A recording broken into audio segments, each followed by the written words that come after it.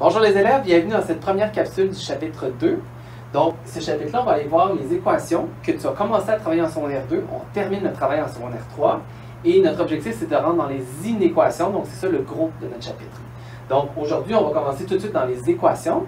Et puis, plus tard dans ce chapitre-là, ça part à peu près à la moitié du chapitre, là, on va se rendre dans les inéquations. Alors, je t'amène tout de suite à la page 32. Donc, on va aller voir qu'est-ce qu'il peut y avoir dans une équation.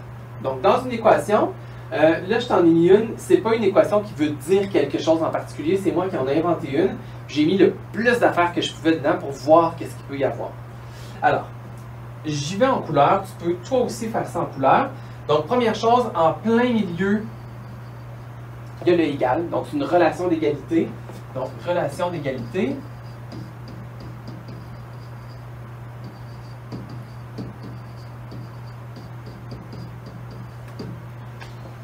Ensuite, le égal est toujours en plein milieu, donc à gauche et à droite. Donc, on a le membre de gauche et le membre de droite. Donc, c'est tout ce qu'il y a, tous les termes qu'il peut y avoir à gauche, on appelle ça le membre de gauche.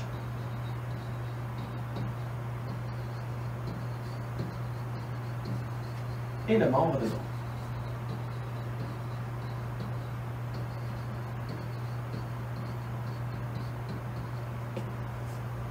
Ensuite, j'imagine que toi, tu as déjà vu des choses apparaître là-dedans que tu connais déjà. Donc, j'ai mis d'autres petits rectangles pour qu'on puisse nommer des choses. Assurément, tu as remarqué qu'il y a des termes.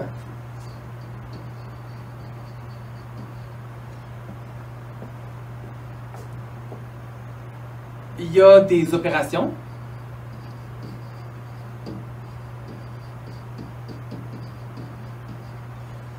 Peut-être quelque chose que j'ai rajouté par rapport à secondaire 2. Tu as peut-être vu qu'il y a des exposants. J'en ai mis un ici.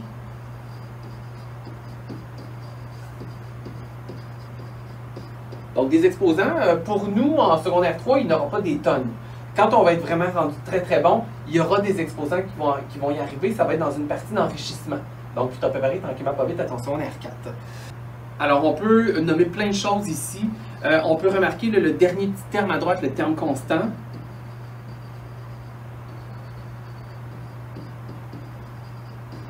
Et après ça, dans la dernière petite case, on pourrait parler, bien sûr, qu'il y a des parenthèses, c'est des choses qui peuvent arriver dans les équations.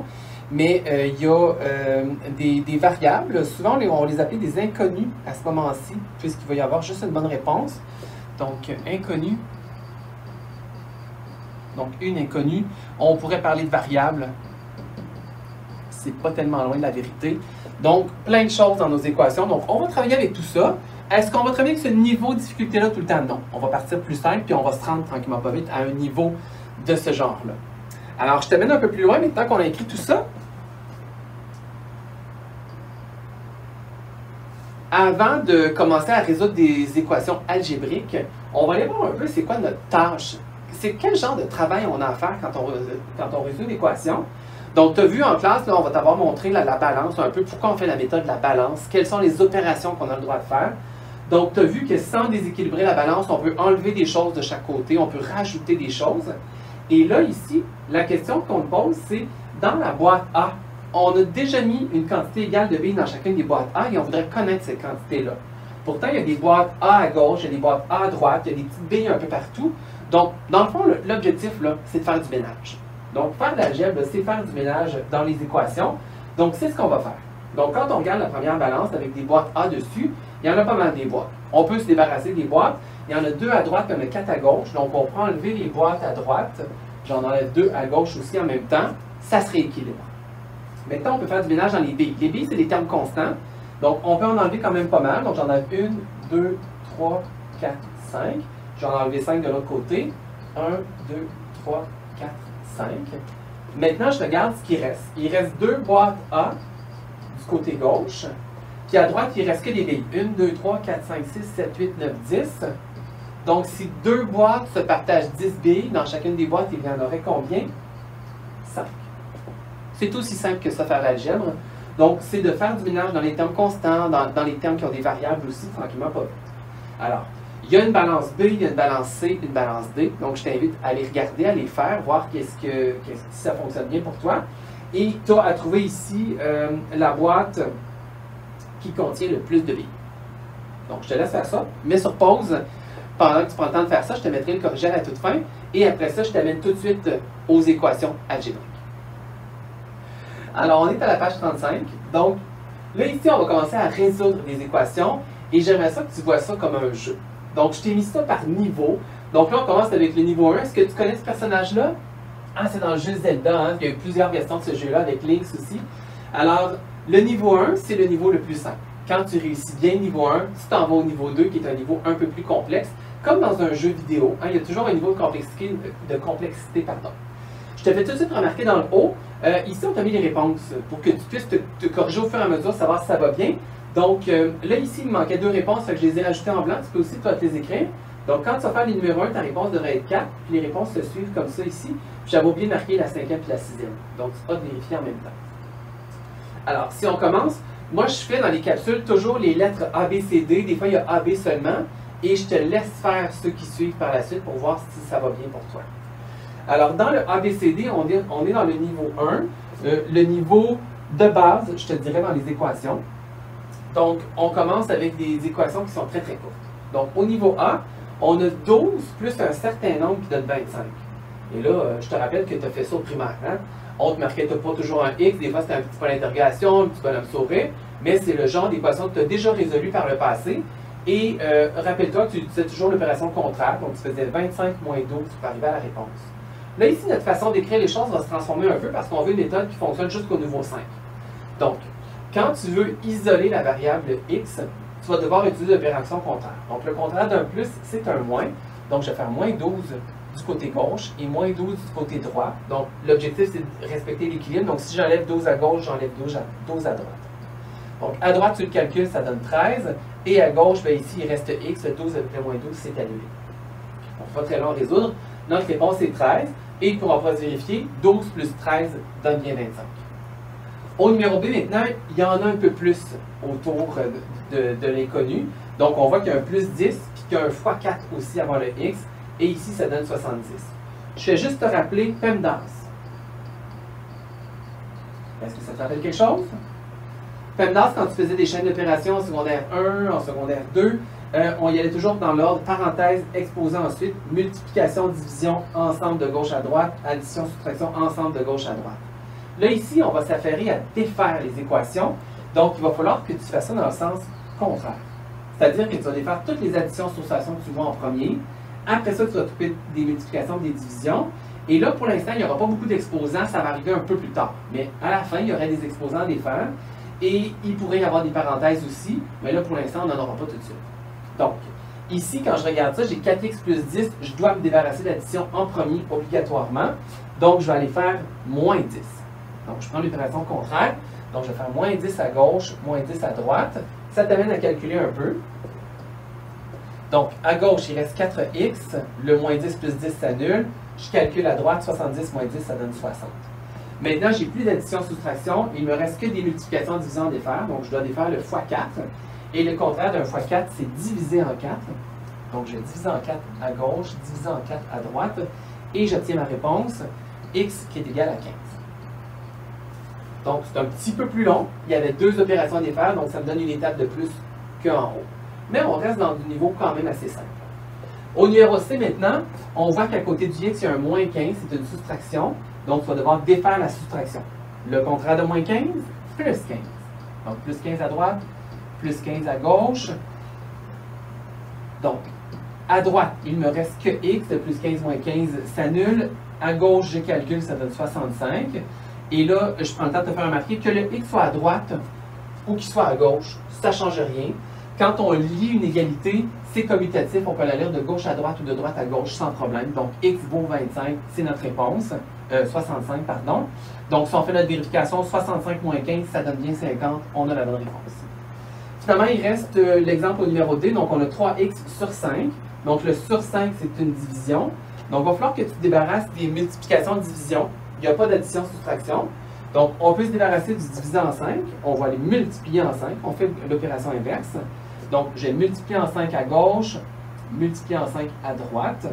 Je calcule.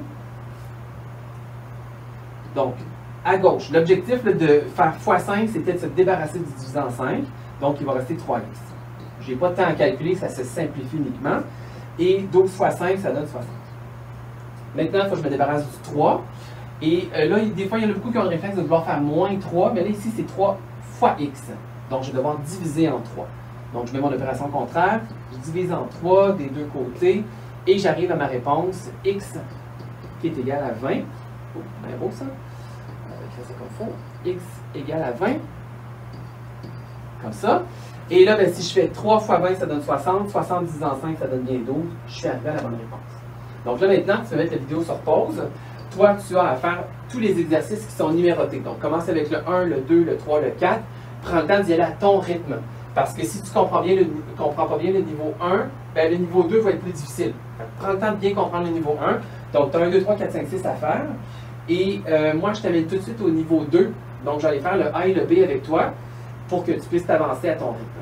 Donc, dans le niveau 2, il y a bien évidemment une petite difficulté supplémentaire. Donc, si tu remarques bien, là, il y a des X à gauche, il y a des X à droite. On n'avait pas ça tantôt. Donc, la façon de faire le problème reste exactement le même. Tu vas faire les additions-soustractions en premier. Donc, je peux m'organiser avec les termes constants, là, les placer du même côté, mais on devra aussi regrouper les X ensemble. Donc, je commence. Donc, il y a plusieurs choix. Donc là, ici, il y a 4 termes différents, il y a 4 solutions différentes possibles. Bien sûr, j'en fais juste une avec toi. Donc, moi, je vais choisir de me débarrasser du moins 7. C'est toujours plus facile de se débarrasser d'une soustraction parce que ça t'amène à additionner. L'addition, ça fait longtemps que tu la connais. Donc, je vais faire plus 7 à droite, plus 7 à gauche. Donc, je vais mettre mon égal en plein milieu. Je peux me mettre déjà d'autres égales si je viens dans le milieu des marches. Donc, à droite, il va nous rester moins x. Le plus 7, moins 7, c'est annulé. À gauche, je calcule. Le 4x est toujours là. Plus 7, plus 8, ça donne plus 15. Donc, déjà, ça simplifie un peu, mais il nous reste encore du travail.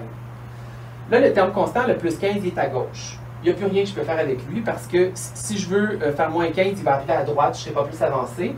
Maintenant, vu que lui est à gauche, mon objectif, ça va être d'amener les x à droite pour avoir des x d'un côté puis le terme constant de l'autre. Donc, c'est l'objectif. L'objectif, on veut isoler la variable x. Donc, je vais devoir me débarrasser du 4x. Donc, je vais enlever 4x. Donc, moins 4x à gauche, moins 4x à droite. Je calcule un peu. Donc, à gauche, il me reste 15. À droite, j'ai moins x avec moins 4x. Donc, ça, c'est moins 1 et moins 4. Je les additionne. 4 plus 1, ça donne 5. Donc, j'ai moins 5x. Et là, ben, il me reste, devant le x, c'est un coefficient, donc c'est une multiplication, il me reste à diviser. Ça va souvent être notre dernière étape, tu vas voir, à moins qu'il y ait des exposants. Donc, je divise par moins 5 des deux côtés. Et j'arrive à ma réponse. Donc, je vais avoir x à droite. Donc, le moins 5 divisé par moins 5, ça donne 1. Donc, j'ai 1x. Et ici, je divise, ça me donne moins 3. Donc, j'y suis arrivé à ma réponse. Je prends le temps de te faire remarquer avec mon surligneur, tu n'es pas obligé de dessiner. On part toujours d'une équation qui peut être assez longue. Ton objectif, c'est de descendre ta démarche. Donc, ça fait un triangle là, dans ce genre-là. Il ne sera jamais parfait quand tu vas faire ton triangle, mais ta réponse va toujours se retrouver en bas de ta démarche. Moi aussi, je vais regarder ta démarche, je vais aller voir ta réponse, c'est sûr et certain. Donc, tu auras plein d'étapes à faire avant d'arriver à cette réponse-là. Plus l'équation est longue, plus tu as d'étapes à faire probablement pour être capable de résoudre ça et d'isoler la variable x. Dans l'exemple B maintenant, si tu le regardes, ben, là, on a une division d'un côté, mais on a quand même des x de chaque côté.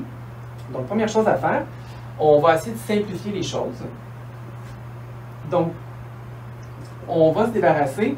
Je voudrais bien me débarrasser du moins 2, mais il est déjà divisé en 5. Donc, une chose que je peux te suggérer, c'est d'aller multiplier en 5 ton équation pour te débarrasser de la division en premier. Après ça, ça va peut-être être plus facile de traiter les autres termes. Donc, on va aller multiplier à gauche par 5 et on va aller multiplier à droite par 5 aussi. Donc, ça m'amène à tout multiplier par 5. Donc, si je regarde ça, on va voir, ça va déjà être plus simple. À gauche, le x 5 divisé en 5 s'annule, il reste 3x moins 2. À droite, je dois tout multiplier en 5. Donc, 6 x 5, ça donne 30, donc je vais avoir 30x.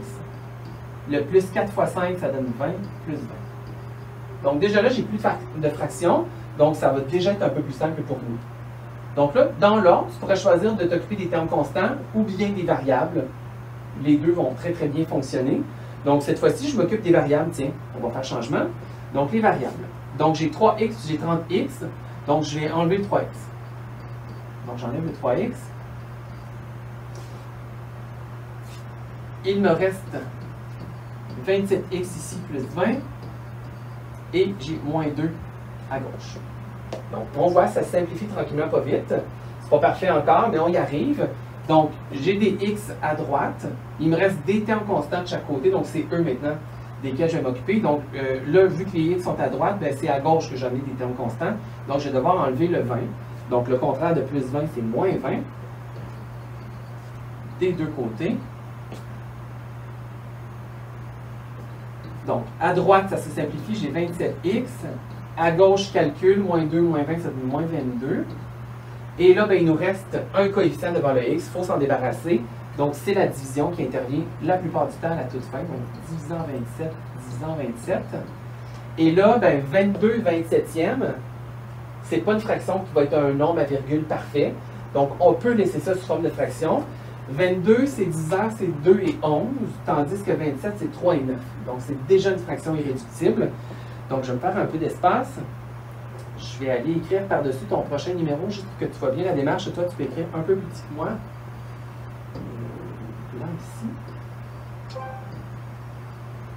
Donc, j'ai écrit ma réponse. Alors, tout ce qui reste dans le fond, c'est qu'on veut voir la réponse bien isolée. Donc, x. Et de l'autre côté, ben, je laisse en fraction irréductible, donc moins 22. Si les fractions t'achalent, c'est sûr que tu peux mettre en nombre à virgule, mais ce sont des nombres périodiques dans ce cas-ci, pas très intéressant. Donc, laisse en fraction irréductible. Ta calculatrice fait ça aussi, des fractions irréductibles, donc tu devrais y arriver aussi avec ta calculatrice. Donc, voilà pour le niveau 2. Maintenant, toi, il te reste à faire le 7, 8, 9, 10. Et je te rappelle que tes réponses ici sont déjà dans le haut, donc tu peux te vérifier au fur et à mesure.